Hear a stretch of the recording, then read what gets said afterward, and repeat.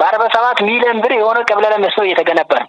ያ መስኖ እየተገነባ እውነት ለዛ ቀበሌ ብቻ አይደለም ከጫፍ ላለው ከተማ ላለው ይሄን መስኖ መገንባቱ ለኔ ምግብ ዋስትናን ያረጋግጥልኛል፣ ዋጋ ንረትን ይቀንስልኛል፣ ምርታማነት ይጨምራል፣ ምርት አቅርቦት ይጨምራል ብሎ ሰው ለምንድን ነው አንደርስታንድ ያላደርገው?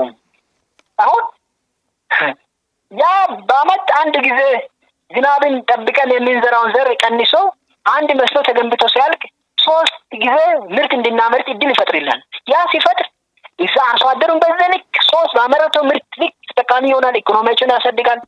በእያንዳንዱ አካባቢ ላይ የነሱ ምርት የተመረተው እዛ ቀበሌ ላይ እዛ ሰፈር ላይ ብቻ አይደለም የሚወጣው፣ እያንዳንዱ ገበያ ያለበት ማይክል ይወጣል፣ ከተማ ላይ ይወጣል፣ የገጠር ከተማ ላይ ይወጣል፣ ዋና ከተማ የወረዳ ማይክል ላይ ይወጣል። ሲወጣ ያን ህዝብ 3 ጊዜ ተመርቶ በሚወጣ ልክ ገበያ ማይክል እያንዳንዱ ማሽላ የሚያገኝበት፣ እያንዳንዱ በቆሎ የሚያገኝበት፣ የተለያዩ የቆላ ምርቶችን የሚያገኝበት እድል